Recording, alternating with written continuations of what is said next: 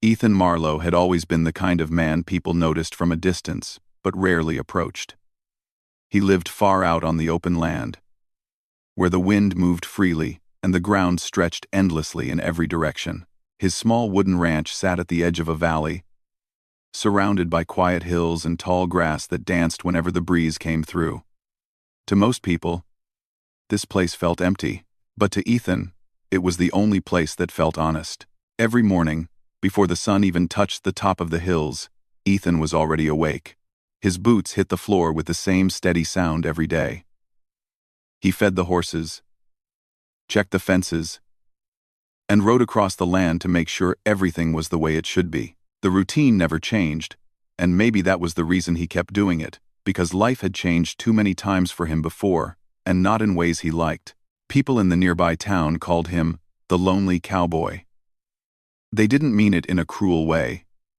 It was simply the truth they saw from the outside. They watched him come to town only when he needed supplies, always quiet, always polite, but never staying long. He answered questions with a nod, gave small smiles when someone tried to be friendly, and then rode back home before anyone could ask more. But wasn't just his silence that made him seem distant.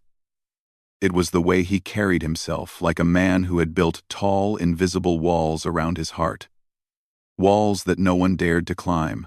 Ethan didn't talk much about his past, because talking about it meant remembering things he preferred to keep buried under years of dust. His life had once been filled with people, family, laughter, future plans. But life did what life often does. It took things without warning. After losing his parents and going through another heartbreak he never talked about, Ethan had decided it was easier to live far away from everything. Easier not to trust. Easier not to hope. Even so, loneliness had a strange way of settling into his days. Sometimes it was small and quiet, like a shadow following him. Sometimes it felt heavy, especially in the evenings when he ate dinner alone at the wooden table that could easily seat 6 people. He didn't complain about it, though. Complaining wasn't in his nature. Instead, he continued his simple life, believing this was how things were meant to be. One crisp morning, Ethan returned from the far end of his ranch to find something unusual stuck on his front door. It was an envelope, thin, dusty, and carried by the wind at some point, he guessed. Ethan frowned slightly as he pulled it off the nail. He wasn't expecting anything from anyone.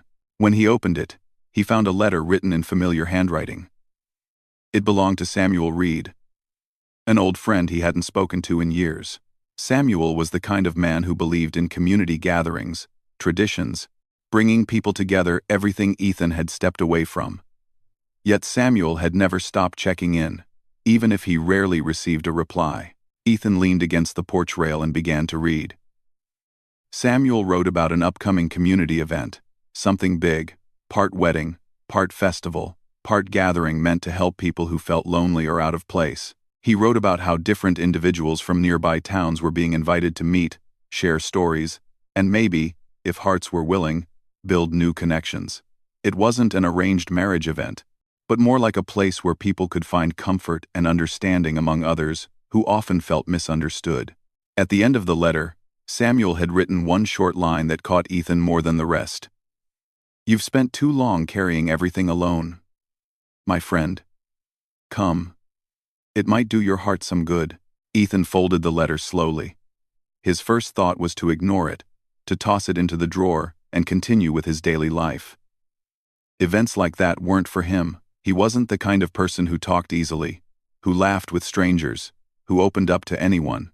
The idea of being surrounded by people again felt strange, maybe even frightening in a quiet, private way. But for some reason, the letter stayed in his hand. He read it again. And again. The words weren't complicated, but they stayed with him long after he put the envelope on the table. The house felt extra silent that evening. The wind outside made soft sounds against the windows, and the old wooden floors creaked the way they always did. But this time, something felt different, like a small reminder of how empty things had become. Ethan sat in his chair near the window and watched the sun go down. He didn't think about the ranch or the work he needed to finish. He thought about Samuel's handwriting. The memories of their younger days when life hadn't felt so heavy. For the first time in a long while, Ethan wondered what it would be like to be around people again, not because he needed entertainment or noise, but because he had forgotten how it felt to talk to someone who listened, someone who didn't expect anything from him. Maybe Samuel was right, maybe he had carried too much alone for too long. The next morning, Ethan found himself packing a small bag without fully realizing he had made the decision. He kept stopping, asking himself why he was doing this. But each time, something inside him quietly pushed him forward. He packed a clean shirt, a jacket, and the letter that had started it all. Before leaving, he stood on his porch for a moment, looking at the land he knew so well. He wasn't sure what he was looking for, maybe a reason to stay, maybe a sign that leaving was the right thing. But the land stayed silent, just as it always did. His horse, Willow, flicked her ears as he approached. Ethan gave her a gentle pat and whispered, "It's just a few days." He didn't know if that was true, but it felt easier to say it that way. The ride to town was long but peaceful. The sky was wide and blue, and the air smelled clean. Ethan felt something unfamiliar, a slight nervousness, mixed with curiosity. He hadn't felt either emotion in so long that he almost didn't recognize them. When he reached the town square, he saw decorations, people setting up chairs, children running around, and laughter drifting through the air. It was lively, warm, and full of energy, completely different from the quiet world he lived in. Samuel spotted him before Ethan had the chance to turn around and leave. With a wide smile and open arms, Samuel walked over and said, "Well, I'll be." Ethan Marlowe actually came. Ethan gave a small smile, the kind that felt rusty from lack of use. "Don't make a big deal out of it," he said quietly. Samuel clapped his shoulder. "Too late. It already is." Ethan didn't reply, but he didn't step away either. For the first time in years, he let someone's presence stay close to him without building a wall in front of it. He didn't know it yet, but this moment, this simple choice to come, would change everything. It would lead him to cross paths with someone whose presence would shift the quiet world he had built around himself, someone whose story was as heavy as his own, someone who would make him whisper words he didn't think he would ever say again. But for now, Ethan only took a breath, looked around the busy town, and silently hoped he hadn't made a mistake by coming. Amara Lockwood had never been the kind of woman who blended into a crowd. Wherever she went, people stopped and stared, some with curiosity, some with confusion, and others with quiet admiration they didn't know how to express. At 6 feet, 7 inches tall, she towered over almost everyone she met. Her height was the first thing people noticed, and often the only thing they remembered. But Amara was much more than her height. She had gentle eyes, a warm smile, and a voice so soft it almost didn't match her appearance.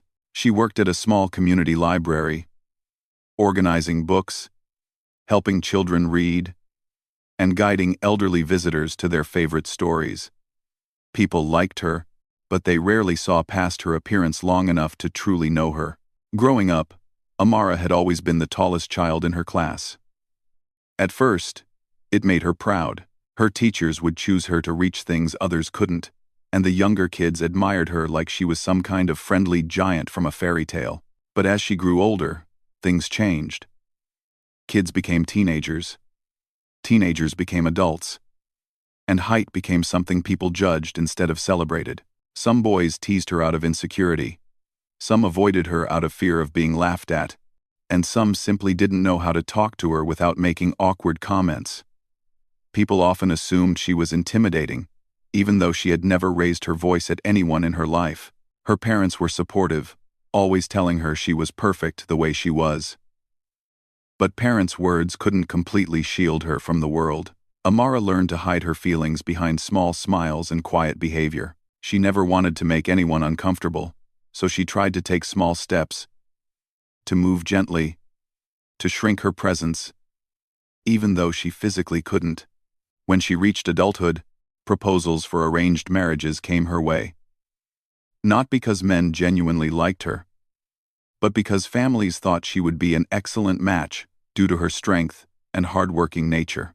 Some proposals even came with strange remarks like, "She'll be good for carrying heavy work," or "She looks strong, she'll manage a household easily." Every time she heard such comments, Amara felt smaller inside, even though her height remained unchanged. She turned down all the proposals not because she thought she deserved better, but because none of them tried to understand who she really was. No one asked what she liked, what she dreamed of, or what scared her. They only saw her as a giant bride, a title she had never wanted. Her greatest wish was simple.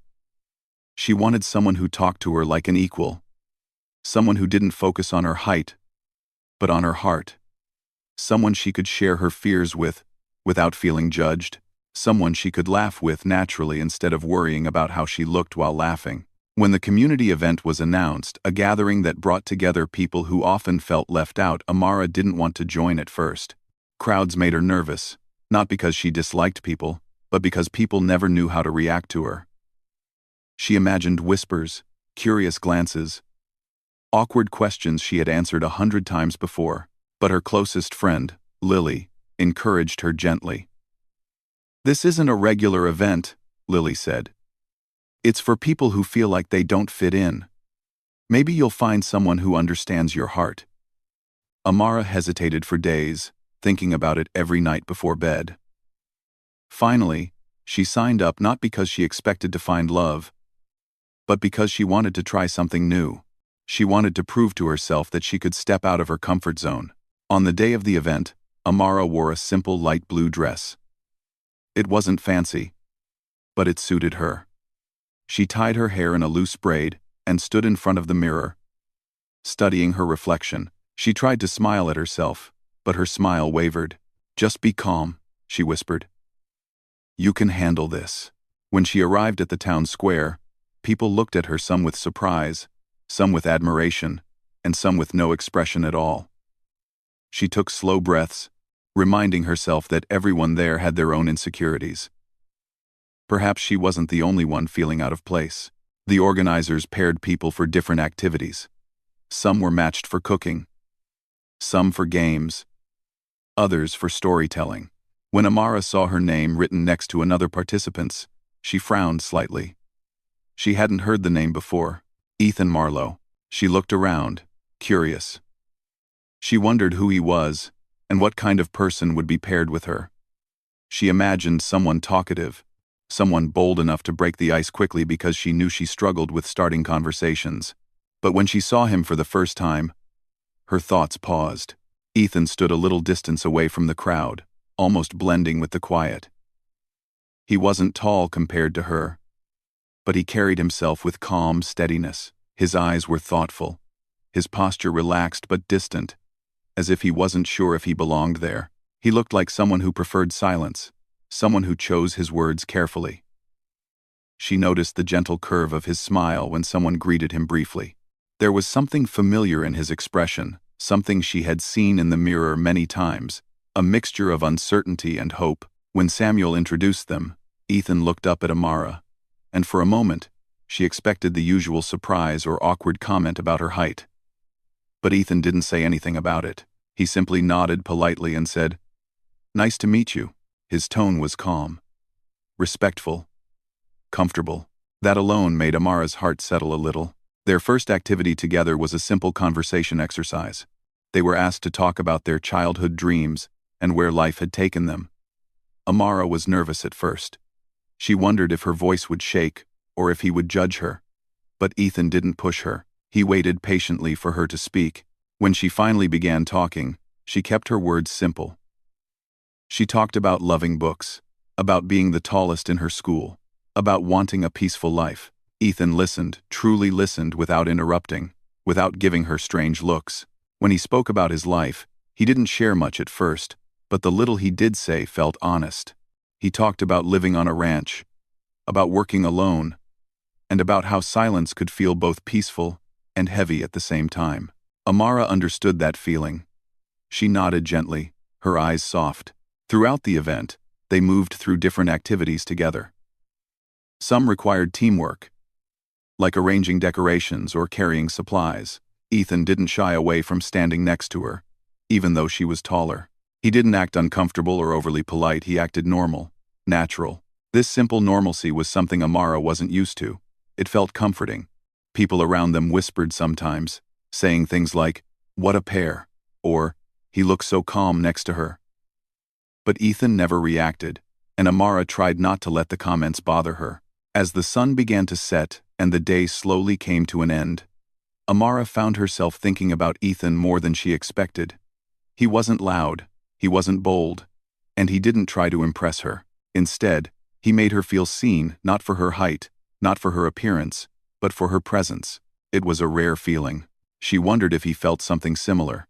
She wondered if he noticed how carefully she had been watching him, trying to understand him just as he had understood her. She didn't know what the next day of the event would bring, or whether Ethan would want to talk to her again. But for the first time, in a long time, she felt a small spark of hope, gentle, quiet, and new. She didn't know that this small beginning would lead to something much deeper, something that would challenge both her loneliness and his. For now, she simply walked home with a slight smile, her heart lighter than it had been in years. The next morning, the town felt different, maybe brighter, maybe calmer, or maybe it was just how Ethan and Amara felt inside. Both of them woke up earlier than usual, each quietly wondering about the day ahead. Neither of them admitted it aloud, but both were hoping their paths would cross again. Ethan wasn't used to hoping for anything. Hope was something he had pushed aside years ago. But when he thought about Amara's gentle voice, her thoughtful eyes, and the way she listened without rushing him, something warm stirred inside him. It wasn't loud or overwhelming, it was soft, steady, almost unfamiliar. Amara, on the other hand, walked to the event location with a nervous flutter in her chest. She kept replaying yesterday's conversations in her mind, the way Ethan listened so sincerely, the way he didn't stare at her height, the way he seemed to understand silence the same way she did. She wondered if he found her easy to talk to, or if he was simply being polite. She couldn't tell, but she hoped the day would give her answers. When she reached the square, she saw him standing under a tree, adjusting the sleeves of his jacket. There was no crowd around him, no loud conversations, just him, in the early morning light, looking like part of the quiet landscape. She hesitated for a second, wondering if she should walk over or wait. But before she could decide, Ethan looked up. Their eyes met. Ethan gave a small smile, soft and sincere. Amara felt her shoulders relax without meaning to. She walked toward him, and he stepped forward, meeting her halfway. "You came early," Ethan said gently. "So did you," Amara replied, surprised by how natural her voice sounded. "I'm not really used to crowds," he admitted. "I guess I like the quiet before things get busy." Amara nodded, her heart warming. "Me too." It was a simple exchange, but the comfort between them felt real. Minutes later, the organizers announced the first activity of the day. A communication challenge, where pairs had to guide each other through simple tasks, using only soft-spoken instructions.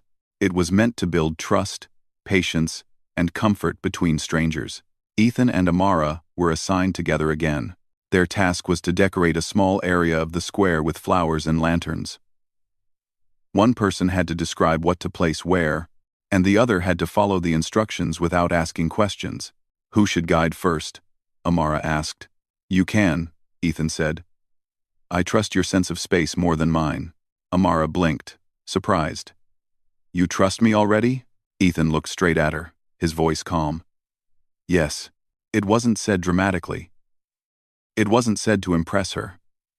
It was simply the truth spoken in the same steady tone as the wind moving through the trees.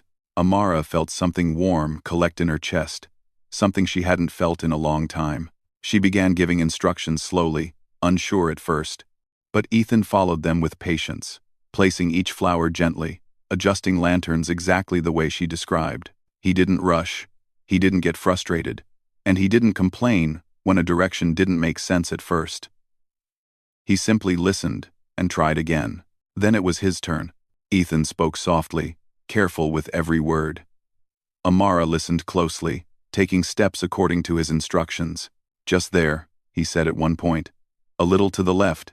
Yes, perfect." His voice remained calm even when she misheard something and placed a lantern in the wrong spot. "That's okay," he said quickly. We'll fix it together. Together. The words stayed in her mind for a long moment. By the time they finished, their area looked beautiful, simple, neat, and peaceful. Just like the energy between them. Other participants noticed and complimented them, but Ethan and Amara barely heard those comments. They were too focused on the quiet feeling forming between them. Something gentle but strong.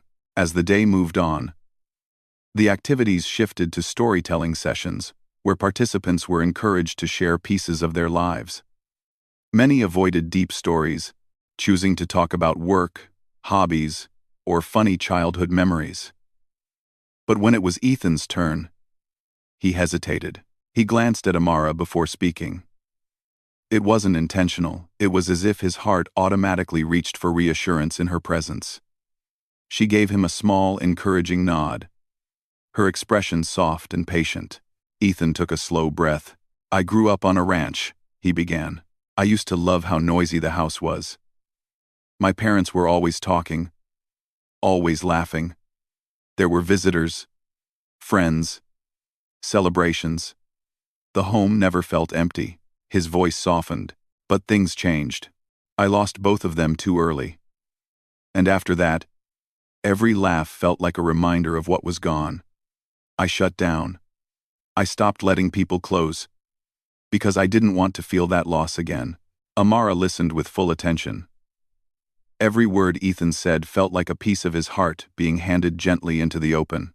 I didn't come here because I wanted to, he confessed. I came because someone asked me to stop hiding. But yesterday, talking to you, it didn't feel like hiding. Come. His words weren't loud, but they filled the space between them. People around them listened quietly, respecting the sincerity in his voice. When he finished, Amara didn't speak right away. She simply let his honesty settle. Then she took a breath and shared her own story. She spoke about growing taller than everyone her age, about the stares, the comments, the uncomfortable jokes people made even without meaning to, about feeling judged before she opened her mouth, and about turning down proposals that had nothing to do with love or understanding. I wanted someone to see me, she said softly, not my height. Someone who talked to me like I was a person and not a strange story. When she finished, the room felt thick with emotion. Ethan had listened with the same sincerity she had shown him earlier. His eyes weren't filled with pity, they were filled with understanding, quiet and patient. Later, during a pair activity that required silent communication, they sat across from each other, instructed to hold eye contact for a full minute. It sounded simple, but it wasn't. The moment their eyes met, the world around them faded a little. Time slowed. Neither of them blinked much. Neither of them looked away. There was no discomfort, no awkwardness, just a growing sense of connection. Amara felt her heartbeat in her throat. Ethan felt a warmth spreading through his chest, steady and new. At the end of the minute, the instructor said time was up, but they didn't look away immediately. It was like both of them needed a second to return to the real world. Later in the afternoon, as the activities ended and people slowly scattered, Ethan and Amara found themselves walking beside each other. They didn't plan it. Their steps simply matched naturally. They stopped near the quiet side of the square, under the shade of a tall tree. Ethan shifted slightly, his voice low. Amara, can I say something? Something personal? She looked at him with gentle eyes. Of course. He hesitated. His hands were still. His voice was soft, almost a whisper. Stop me if it's too much. It was the same sentence he had spoken to no one in years. Words he used to say when he loved someone deeply, words he had buried after his heart had been bruised too many times. But Amara didn't stop him. She shook her head gently. I won't stop you. You can tell me anything. Ethan closed his eyes for a brief second, gathering strength he didn't know he still had. When he opened them again, his voice was steady. It's been a long time since I let myself feel close to anyone. But with you, I feel calm. I feel understood. Amara's breath caught softly. No one had ever spoken to her with such sincerity. She took a small step closer, not enough to overwhelm him, just enough to let him know she was there. I feel the same, she said. You make me feel seen. in a way I haven't felt before." Their words didn't need anything more. They stood in silence, but it was a warm silence. A silence filled with understanding, trust, and something new slowly blooming between two lonely hearts. Neither of them knew exactly what the next day would bring, but both felt something they hadn't felt in years. A quiet, hopeful beginning. The final day of the community event arrived with a softness in the air, as if the morning itself understood how important the day would be. The sky was clear, painted with gentle shades of gold and blue. Birds moved quietly across the horizon, and the breeze carried a warmth that made everything feel calm. Ethan walked toward the town square with steady steps. But inside, he felt anything but steady. He had hardly slept the night before. His mind had been busy replaying every moment with Amara, their conversations, the shared silences, the eye contact that lingered a little too long. He wasn't used to feeling hopeful. Hope scared him. Hope meant he could lose something again. But waking up that morning, he realized something simple. He didn't want to walk away from whatever was forming between them. Amara also woke early, though she tried telling herself she wasn't nervous. She braided her hair slowly, checked her dress twice, and then stood in front of the mirror, studying her reflection. For the first time in years, she saw something new in her own eyes, a spark she hadn't seen before. The thought of meeting Ethan again made her heart beat a little faster, not out of fear, but out of quiet excitement. She wasn't used to someone seeing her as a whole person. She wasn't used to meaningful attention. And she certainly wasn't used to someone making her feel small in an emotional way. Despite her tall height, Ethan never made her feel too big, too different, or too unusual. His presence made her feel normal, comfortable, and appreciated. When Amara reached the square, she found Ethan already there, standing with his hands in his pockets, his expression calm but alert, as if he had been waiting for her. When their eyes met, the rest of the world softened a little. "You're early," Amara said gently. "I guess I didn't want to miss anything today," Ethan replied, giving a small smile. His words made Amara's heart warm. She stepped beside him, and for a moment, they didn't say anything. They simply breathed in the morning air and shared a peaceful silence. The organizers soon gathered everyone for the final activity of the event, something called the Promise Walk. It wasn't a romantic activity, nor was it meant to pressure anyone. It was designed to help people express what they hoped to offer others: kindness, understanding, friendship, patience, honesty. Each pair was given a slow walk through a small, decorated path, and during that walk, they had to share promises, simple, human promises that could help strengthen future connections, whether as friends or something more. Amara and Ethan were paired again. They stood at the beginning of the decorated path, surrounded by small hanging lanterns and gentle melodies playing in the background. The air smelled like fresh flowers, and the soft glow of morning light filtered through the branches overhead. Ethan glanced at Amara and said, "Shall we walk?" She nodded, and they began to walk slowly, side by side. At first, neither spoke. They were both thinking carefully, wanting to choose words that felt true. Finally, Ethan spoke quietly. "I'm not very good with big promises," he began. "I'm not the kind of man who can guarantee perfect days or constant excitement." Amara looked at him with soft understanding, waiting patiently for him to continue. "But," Ethan added, "what I can promise is something small but real. I'll always speak honestly. Even if my words are simple or few, I won't hide my heart like I used to." Amara felt her breath catch slightly. She knew how much it meant for someone like Ethan, a man who had lived in silence for so long, to say something like that. She took a moment before responding. "Thank you," she whispered. "And I want to promise something too." Ethan turned his head slightly to listen. "I know I look strong on the outside," Amara said softly. "But inside, I've often felt uncertain. I promise that with you, I'll try to stop shrinking myself. I'll try to be fully myself." Ethan's eyes softened. He didn't say anything right away, but the gentle expression on his face said far more than words could. They walked farther down the path, stopping occasionally to admire the decorations. There were moments of silence, But none of them felt empty. Every step felt like a step toward something meaningful. When they finished the walk, the organizers encouraged all pairs to spend the rest of the day however they wished, talking, walking, or simply enjoying the final day of the event. People spread out across the town square, enjoying the food stalls and small activities. Ethan turned to Amara after a moment and said, "Would you like to walk around with me?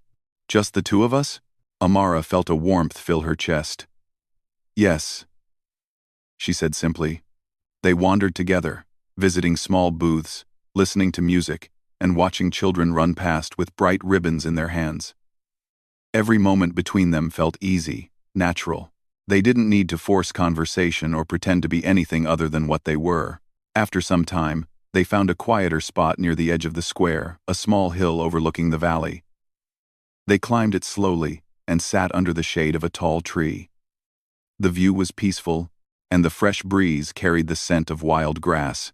Ethan sat with his elbows resting on his knees, staring out at the land. Amara sat beside him, her hands folded gently on her lap. After a long moment, Ethan spoke softly. "Amara, yesterday, when I said you made me feel understood, I wasn't saying it lightly." Amara looked at him, her eyes wide with attention. "I've lived alone for a long time," Ethan continued. "Not because I wanted to, but because it felt safer. But with you, I don't feel the need to hide anymore." There was vulnerability in his voice, gentle, honest vulnerability.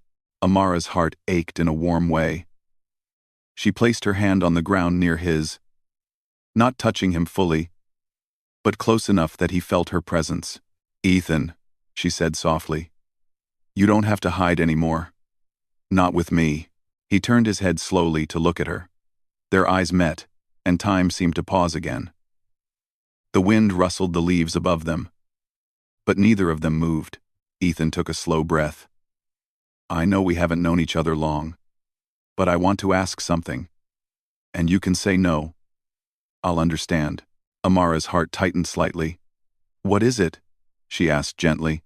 Ethan hesitated, then said quietly, "Would you visit my ranch? Not today. Not tomorrow. But someday soon. I want you to see the place where I live. The place where I finally want to let someone in." Amara felt her eyes soften.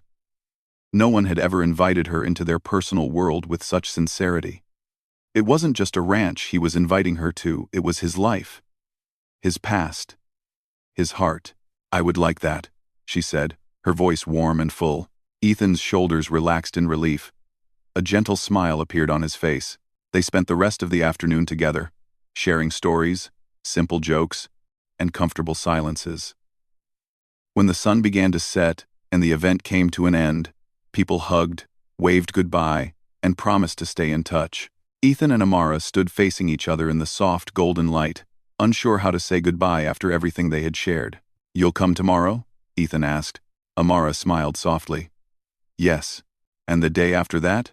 She nodded. "As long as you want me to." Ethan looked down for a moment, then lifted his gaze again with quiet courage. "I do want you to," he said. "Very much." Amara felt her heart swell. "Then I'll be there." They didn't rush into anything. They didn't need grand declarations or dramatic promises. All they needed was the steady truth between them. The kind that grows slowly, gently, and naturally. When they finally parted ways, Ethan watched Amara walk into the soft evening light. She looked peaceful, strong, and beautiful in her own quiet way. And for the first time in a long time, Ethan felt his heart settle into something warm and hopeful. Amara walked home with a smile she couldn't hide. She felt tall, but not in the way that had made her feel lonely before. She felt tall in a way that made her feel seen, cherished, and understood. As night settled across the land, both of them lay awake in their separate homes, thinking of the same thing, the beginning of something real, and neither of them felt lonely anymore.